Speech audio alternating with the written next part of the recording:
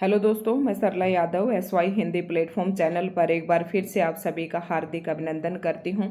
और आज के इस वीडियो लेक्चर में हम पढ़ेंगे आलोचनात्मक रचनाएं की आलोचना क्या होती है। जैसे कि आपके UGC नेट के सिलेबस में सीधे तौर पर दिया गया है और DSSB PGT हिंदी वाले बच्चे भी इस वीडियो को ध्यान से देखें। और जो एस्टेट की तैयारी कर रहे हैं उनके लिए भी आज की वीडियो बहुत ही महत्वपूर्ण रहने वाली है, क्योंकि एक प्रश्न यहाँ से जरूर पूछा जाता है। तो आलोचना का क्या अर्थ है? सबसे पहले तो मैं ये बताऊंगी कि ये टॉपिक जो है अक्सर स्टूडेंट को बहुत ही ज़्यादा मुश्किल लगता है। आलोचनात्मक रचनाओं के नाम से ही कहते थोड़ा सा हमें भैसा लगता है कि पता नहीं ये क्या चीज़ है। तो सबसे पहले आज हम जानेंगे कि आलोचना का अर्थ क्या है, और उसके बाद हम पढ़ेंगे आचार्य रामचंद्र शुक्ल जी की जो समीक्षा पद्धति है, चाहे समीक्षा कहे, चाहे समालोचना कहे, चाहे आलोचना कहे, तीनों ही शब्द एक दूसरे के पर्याय हैं। तो आचार्य रामचंद्र शुक्ल जी की जो समीक्षा पद्धति है उसके बारे में थोड़ा सा हम जानकारी हासिल करेंगे, और उसके बाद हम पढ़ेंगे आचार्य रामचंद्र शुक्ल जी की कौन सी हैं रचनाएं, और उसके बाद हम पढ़ेंगे डॉक्टर नगेंद्र की आलोचनात्मक रचनाएं।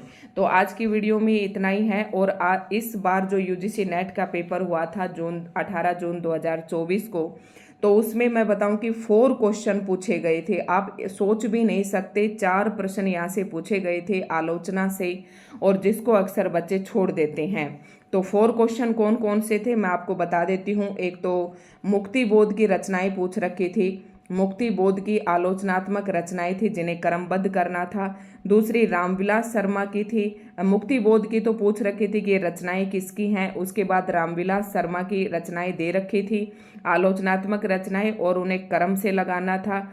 ठीक है। और उसके बाद थी दो मुक्ति बोध, रामविलास शर्मा, और एक था आचार्य रामचंद्र शुक्ल जी की, और उसके बाद था महावीर प्रसाद द्विवेदी जी की। तो 4 क्वेश्चन पूछे गए थे, चारों इंपॉर्टेंट है, और आलोचना का जो एरिया है वो काफ़ी थोड़ा सा ज़्यादा भी है। लेकिन आपको सभी जो इम्पोर्टेंट आलोचनात्मक जो लेखक हैं उन्हीं के बारे में आपको उन्हीं की रचनाएं पढ़नी है। तो इसमें इम्पोर्टेंट में आ जाता है, जैसे कि हजारी प्रसाद द्विवेदी है, रामचंद्र शुक्ल जी हैं, डॉक्टर नगेंद्र है, नामवर सिंह है, शिवदान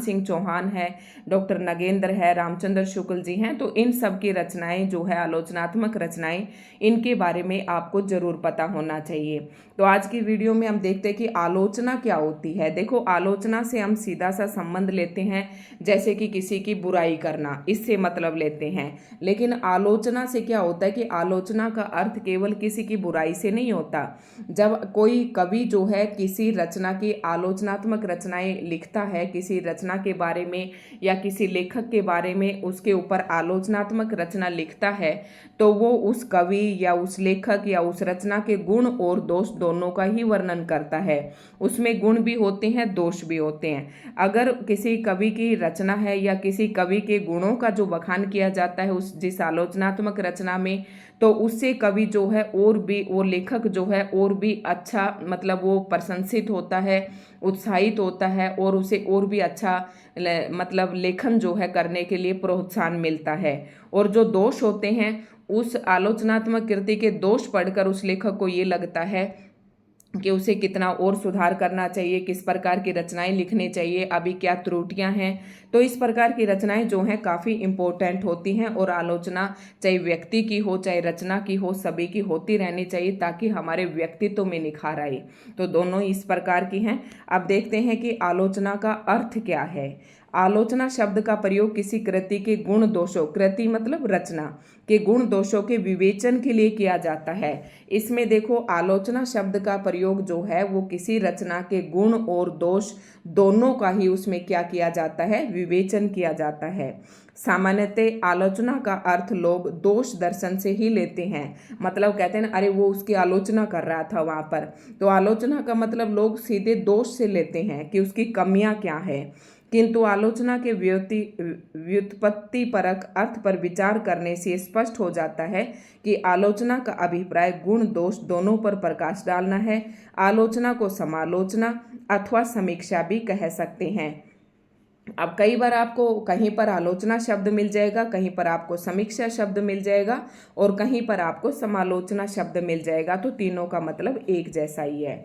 अब डालते हैं हम, थोड़ा सा इम्पोर्टेंट है, आचार्य रामचंद्र शुक्ल जी की समीक्षा पद्धति क्या थी, यानी कि आलोचनात्मक जो पद्धति थी रामचंद्र शुक्ल जी की, जो समालोचन पद्धति थी वो क्या थी।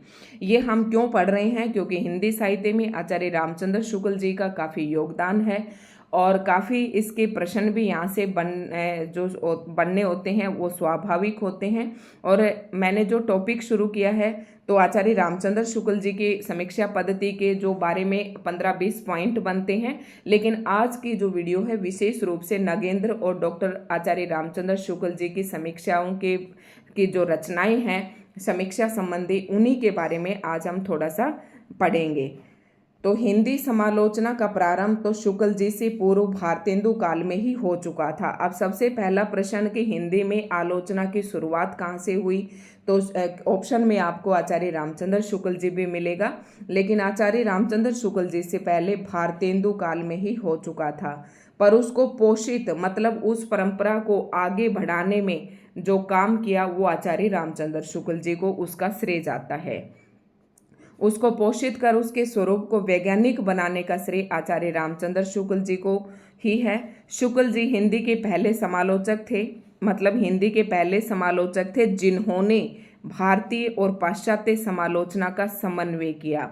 मतलब पाश्चात्य जो वेस्टर्न जो आपके कवि थे या जो लेखक थे, ठीक है, पाश्चात्य और जो भारतीय काव्य समालोचक थे, इन दोनों का समन्वय का मतलब सामंजस्य बैठाया इन दोनों में। ये नहीं कि पूरी तरीके से जो पाश्चात्य विद्वान थे, आलोचक थे, उन्हें नकार दिया और भारतीयों को अपना लिया, और इसका ये मतलब भी नहीं कि भारतीयों को नकार दिया और पाश्चात्य आलोचकों को अपना लिया, ऐसा नहीं था। इसने इन दोनों के अंदर समन्वय स्थापित किया, मतलब दोनों को ही इन्होंने अपने अपने जगह पर सही बताया। दूसरा मोस्ट इम्पोर्टेंट एक प्रश्न बनता है आचार्य रामचंद्र शुक्ल जी से कि एक और तो वे प्राचीन रसवाद के समर्थक थे।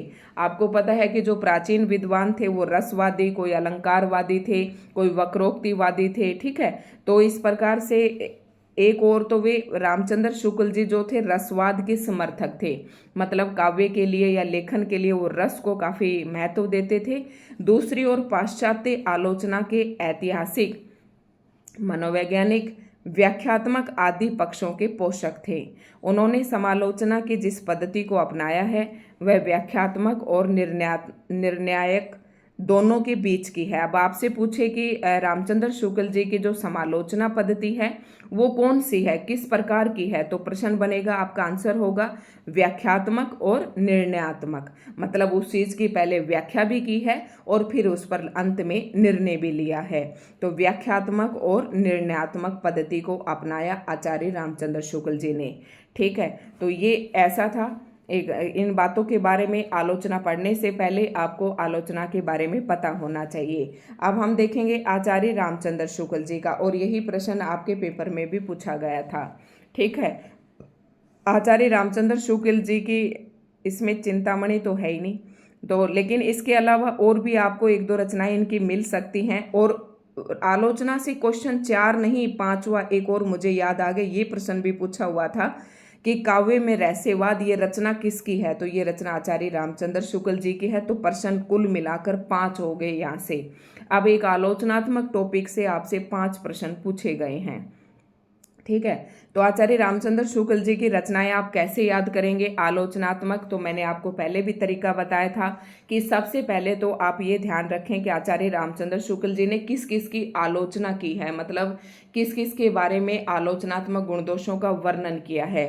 तो पहला नाम तुलसी का, फिर जायसी का, और फिर है बस फिर कविता का है। यहाँ भी काव्य है और यहाँ भी कविता है। तो 4 नाम आपको विशेष रूप से याद रखने हैं, तो आपको याद रह जाएगा। मतलब तुलसी ग्रंथावली, एक तो तुलसी ग्रंथावली नामक पुस्तक लिखी, आलोचनात्मक कृति लिखी, एक तो तुलसी पर लिखी, दूसरा नाम मैंने आपको जायसी बताया। उसके बाद भ्रमर गीत सार, ये आपके सिलेबस में भी दे रखा है। तो भ्रमर दूत, भ्रमर गीत, भंवर गीत ये आपको बहुत सारे मिल जाएंगे। लेकिन जो भ्रमर गीत सार नाम से जो पुस्तक आपसे पूछे आपके एग्जाम में, तो आपको आंसर करना है आचार्य रामचंद्र शुक्ल। भंवर दूत, भंवर गीत ये अलग हैं, अलग राइटर हैं इनके। तो आपको याद रखना है कि भ्रमर गीत सार जो है, जिसके 21 से लेकर 70 तक के पद जो हैं आपके सिलेबस में मेंशन है, और ये सारे पद मैंने आपको दिखाए भी थे। इन सभी के से एक प्रश्न पूछा था कि इसमें कौन कौन से राग शैली का प्रयोग किया गया है। तो मैंने यहाँ पर बताया था कम से कम यहाँ पर 68 राग जो हैं उसका प्रयोग किया गया है, और इसकी वीडियो भी मैंने डाली थी कि हर एक पद में कौन से राग का प्रयोग किया गया है, क्योंकि यही प्रश्न इस बार नेट में पूछा था। तो याद कैसे रखेंगे, जैसे कि अभी हमने आचार्य रामचंद्र शुक्ल जी के बारे में पीछे पढ़ा कि आचार्य रामचंद्र शुक्ल जी क्या थे, रसवाद के समर्थक थे। तो पहली बात तो इन्होंने एक आलोचनात्मक कृति लिखी रस मीमांसा। रस मीमांसा आपको याद रखना चाहिए। इसमें जो रस हैं, रस के प्रकार, जैसे कितने भेद हैं, ये सारे इसमें रस के ये सारे इन्होंने बताए इसमें। ठीक है, रस की मीमांसा की एक, तो ये आपको याद रखना है। पहले आप तो शुरू से याद करेंगे। नंबर 1 पर तुलसी ग्रंथावली, फिर नंबर 2 पर ये आती है जायसी ग्रंथावली। ठीक है, जायसी पर भी इन्होंने लिखा है।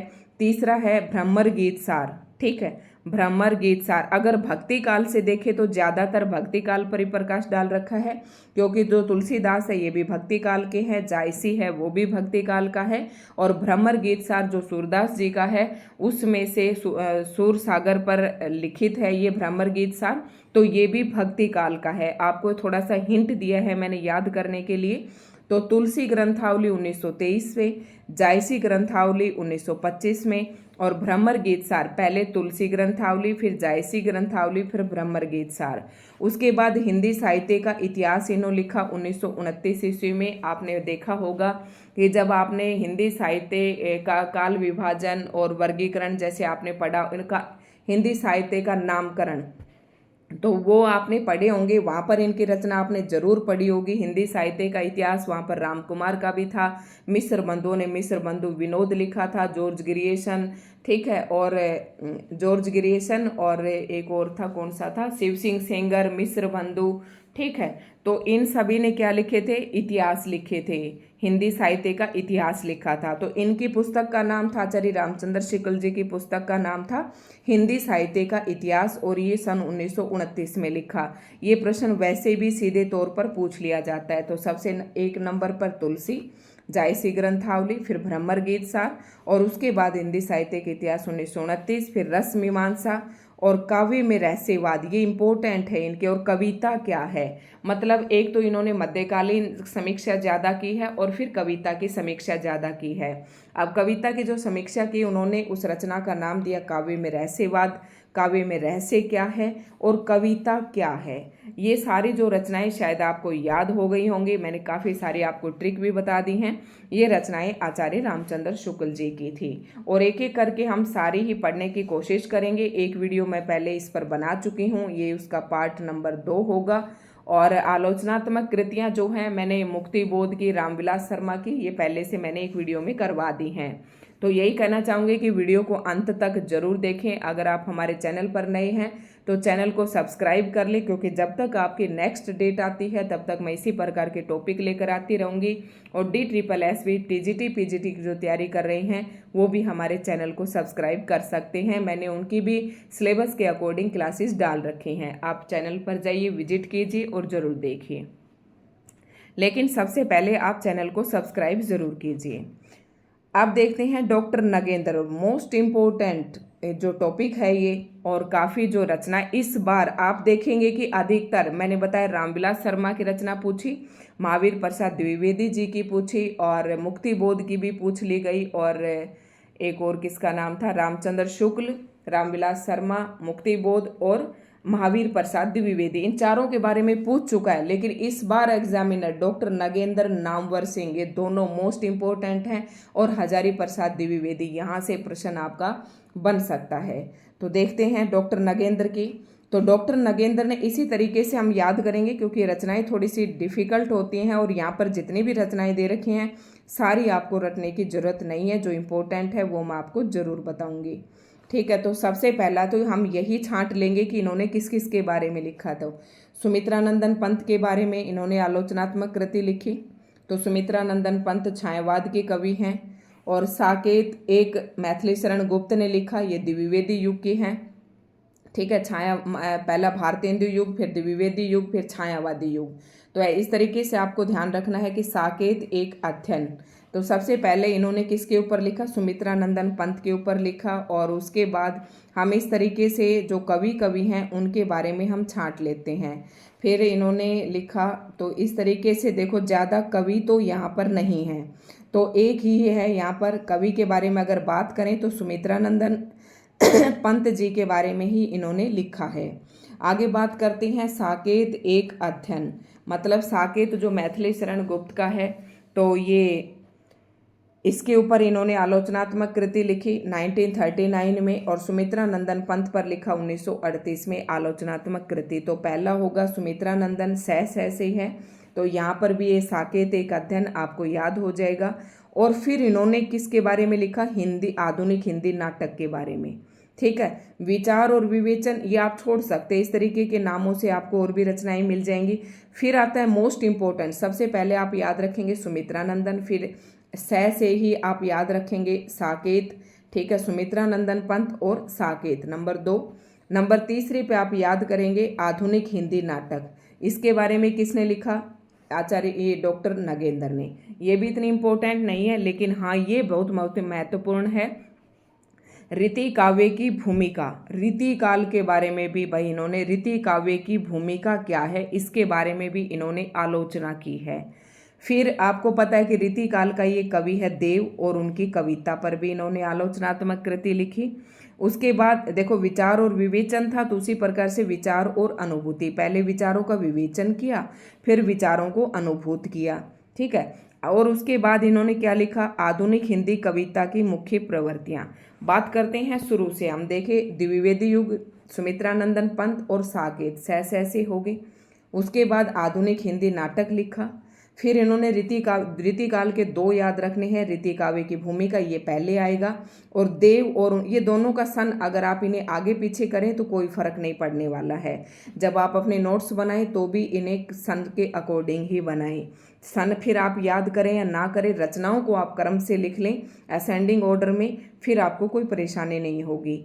तो रीति काव्य की भूमिका और रीति काल के एक कवि हैं देव, और उनकी कविता पर इन्होंने प्रकाश डाला, ये दोनों आपको याद हो जाएंगे। आधुनिक हिंदी नाटक और आधुनिक हिंदी कविता की मुख्य प्रवृत्तियां, ये 2 इन्होंने लिखी, आधुनिक हिंदी नाटक और आधुनिक हिंदी कविता की मुख्य प्रवृत्तियां। उसके बाद मैंने विचार से बताया कि विचारों का पहले विवेचन किया, फिर विचारों को अनुभूत किया, और फिर विचारों का क्या किया, विश्लेषण किया। तो ये 3 रचनाएं की, आप इनको भी क्रम से याद रखें कि विचारों का विवेचन, फिर विचारों को अनुभूति करते हैं, फिर उसके बाद हम क्या करते हैं, विचारों का अनुभव करते हैं। 2 रचनाएं आप कैसे याद रखेंगे, आधुनिक हिंदी नाटक और आधुनिक हिंदी कविता। सबसे पहले 2 कैसे याद रखेंगे, साकेत, सुमित्रानंदन पंत, और उसके बाद आप याद रखेंगे साकेत, दोनों आपको याद हो जाएंगे। फिर आधुनिक हिंदी नाटक आ जाएगा, उसके बाद रीति काव्य की भूमिका आ जाएगा, और रीति काव्य की भूमिका के बाद है आपकी अगली जो करने लायक है भारतीय काव्य शास्त्र की भूमिका। कि आपने पढ़ा होगा कि एक भारतीय काव्य शास्त्र का नाम आता है सिलेबस में, और एक पाश्चात्य काव्य शास्त्र का। तो इन्होंने पाश्चात्य काव्य शास्त्र के बारे में भी इन्होंने कुछ लिखा है, लेकिन यहाँ पर याद रखना है कि भारतीय काव्य शास्त्र की भूमिका क्या है, इसके बारे में इन्होंने आलोचना की। ये रचना 1955 में प्रकाशित हुई। और फिर अरस्तु का काव्य शास्त्र, आपको पता है कि देखो 2 तरीके के काव्य शास्त्र, एक तो भारतीय काव्य शास्त्र और एक है पाश्चात्य काव्य शास्त्र, जिसमें पश्चिम के यानी कि अंग्रेजी के जो कवि हैं उनको शामिल किया गया है। तो भारतीय काव्य शास्त्र की भूमिका ये रचना लिखी, और पाश्चात्य कवियों में से इन्होंने केवल एक ही कवि के काव्य शास्त्र के बारे में लिखा, वो है अरस्तु। ठीक है, तो कैसे याद रखेंगे इन दोनों रचनाओं को, भारतीय काव्य शास्त्र की भूमिका और अरस्तु का काव्य शास्त्र। किसने लिखा, ये डॉक्टर नगेंद्र ने। अगला इंपॉर्टेंट आता है काव्य में उदात्त तत्व। ठीक है, तो काव्य में उदात्त तत्व ये भी डॉक्टर नगेंद्र की रचना है। अनुसंधान और आलोचना, मतलब जो अनुसंधान हो रहे हैं उन पर भी आलोचना। और कामायनी के अध्ययन की समस्याएं, अब आपको ये ध्यान रखना है, यहाँ पर 2 प्रश्न पूछे गए हैं, एक तो साकेत एक अध्ययन और एक कामायनी के अध्ययन की समस्याएं। ये दोनों नाम थोड़े मिलते जुलते हैं कि साकेत वाला पहले आएगा और कामायनी के अध्ययन की समस्याएं ये थोड़ा सा बाद में आएगा। ठीक है, वेरी मोस्ट इंपॉर्टेंट राघेंद्र की ये रचनाएं हर जगह से पूछी जाती है, टीजीटी पीजीटी एस्टेट हो चाहे कोई भी एग्जाम हो। रस सिद्धांत अभी हमने थोड़ी देर पहले पढ़ी थी, रस मीमांसा, तो ये किसकी थी? रस मीमांसा आचार्य रामचंद्र शुक्ल जी की थी। रस मीमांसा रामचंद्र शुक्ल जी की थी और रस सिद्धांत किसका है? डॉक्टर नगेंद्र का। उसके बाद है आपको याद रखने वाली रचनाएं हैं, भारतीय काव्य शास्त्र की भूमिका, काव्य में उदात्त, कामायनी के अध्ययन की समस्याएं, रस सिद्धांत। उसके बाद नेक्स्ट रचना आती है आलोचक की आस्था, ये आप करें तो कर सकते हैं। उसके बाद देखना बिंब हैं दो रचनाएं बिंब से हैं, काव्य बिंब और चेतना के बिंब। काव्य बिंब और चेतना के बिंब, इनको कोई सी भी रचना को आप आगे पीछे कर सकते हैं, दोनों एक ही सन में प्रकाशित हैं। उसके बाद नेक्स्ट इंपॉर्टेंट एक ये पेपर में पूछी जाती है, जो पेपर में पूछे जाते हैं पहले मैं आपको वो बताती हूँ। एक तो आस्था के चरण, ये रचनाएं इसके पेपर में बहुत पूछी जाती है। चेतना के बिंब, ये भी बहुत पूछी जाती है। और उसके बाद रस सिद्धांत बहुत ज़्यादा पूछा जाता है। तो तीनों रचनाएं आपको बिल्कुल रट लेनी है। और नई समीक्षा, नए संदर्भ, मतलब डॉक्टर नगेंद्र ने नई समीक्षा की, नए संदर्भ दिए। और भारतीय सौंदर्य शास्त्र की भूमिका, काव्य शास्त्र पढ़ा आपने, भारतीय काव्य शास्त्र की भूमिका, भारतीय सौंदर्य शास्त्र की भूमिका। उसके बाद शैली और विज्ञान, मिथक और साहित्य। अब ये ज़्यादा इंपॉर्टेंट नहीं थे, जो इंपॉर्टेंट थे वो मैंने आपको बताया कि चेतना के बिंब, आस्था के चरण और उसके बाद है साहित्य का समाजशास्त्र, ये भी पेपर में पूछा जाता है। उसके बाद है भारतीय समीक्षा और आचार्य शुक्ल की काव्य दृष्टि और मैथिली शरण गुप्त, सॉरी भाई एक नाम और आ गया, सबसे पहला नाम सुमित्रानंदन पंत का आया था, उसके बाद मैथिली शरण गुप्त का। और मैथिली शरण गुप्त का नाम तो आना ही था क्योंकि साकेत एक अध्ययन पर भी इन्होंने आलोचनात्मक रचना लिखी है और साकेत जो रचना है वो मैथिली शरण गुप्त की ही है। ठीक है, तो मैथिली शरण गुप्त का काव्य पुनर्मूल्यांकन, प्रसाद मतलब जयशंकर प्रसाद कामायनी मूल्यांकन का प्रश्न। ठीक है, ये रचनाएं इनकी हैं, तो ये आपको ढंग से करनी है। प्रसाद और कामायनी के बारे में लिखा है, एक तो कामायनी, 2 ही रचना उठाई इन्होंने, एक तो कामायनी और एक साकेत। इस तरीके से आपको थोड़ा सा हिंट मिल जाएगा वहाँ पर, एक साकेत, इन दोनों के बारे में लिखा। फिर भारतीय काव्य शास्त्र और सौंदर्य शास्त्र के बारे में लिखा। और पाश्चात्य काव्य शास्त्र की बात करें तो उसमें अरस्तु के काव्य शास्त्र पर इन्होंने लिखा। ठीक है, उसमें सबसे पहले विचारों का विवेचन किया, फिर विचारों को अनुभूति की, फिर विचारों का विश्लेषण किया। तो 3 रचनाएं ये थी। फिर आधुनिक हिंदी नाटक था और आधुनिक हिंदी कविता की प्रवृत्तियां, ये रचना थी इनकी। ठीक है, फिर 2 मैंने आपको बिंब बताए हैं, काव्य बिंब और चेतना के बिंब। ठीक है, तो इस तरीके से आपको याद हो जाएंगे। और आचार्य रामचंद्र शुक्ल, अब लेखक या कवि हम उठाएं तो सुमित्रानंदन पंत हो गया, उसके बाद रामचंद्र शुक्ल हो गया, मैथिली शरण गुप्त हो गए और प्रसाद जी हो गए। चारों के नाम आप याद रखना और ये रचनाएं एक बार पढ़ लेना तो आपको याद हो जाएगी। तो आज की जो वीडियो लेक्चर था ये इतना ही था। दोस्तों आपको आज की वीडियो कैसी लगी तो कमेंट करके ज़रूर बताएं। सन के साथ मैंने आपको सारी रचनाएं प्रोवाइड करवाई हैं और अगर आप ये चाहते हैं कि ये क्लासेज ऐसे ही कंटिन्यू चलते रहें तो आप कमेंट करके ज़रूर बताएं। चैनल को सबसे पहले सब्सक्राइब ज़रूर कर लें, बेल आइकन पर प्रेस करें ताकि हर जितनी भी मैं वीडियो डालूँ उसका नोटिफिकेशन आप तक पहुँच सके। तो और आप चाहते हैं कि ये आपको नोट्स के PDF फॉर्म में भी आपको मिल जाए तो हमारे SY हिंदी प्लेटफॉर्म चैनल के नाम से एक टेलीग्राम चैनल है मेरा, SY हिंदी प्लेटफॉर्म के नाम से, तो आप उस चैनल को भी, टेलीग्राम चैनल को ज्वाइन कर सकते हैं। वहाँ पर मैं जो इन्फॉर्मेशन होती हैं वो वहाँ पर डालती रहती हूँ। तो दोस्तों यही था आज की वीडियो में, बस चैनल को सब्सक्राइब ज़रूर करें, आप अच्छी तरह से सपोर्ट करें ताकि मेरा भी मनोबल बढ़ता रहे, क्योंकि हमारा चैनल अभी नया है। पूरा UGC नेट का सिलेबस मेरा यहाँ पर पूरा करवाने की मेरी कोशिश रहेगी, लेकिन इस बार तो नहीं, लेकिन आज दिसंबर तक मैं यहाँ पर पूरा आपका जो सिलेबस है UGC नेट का वो यहाँ पर पूरा करवा दूँगी ताकि जो बच्चे फ़ी देने में थोड़ा सा असमर्थ है उनको यहाँ से हेल्प मिल सके। तो आज की वीडियो में इतना ही।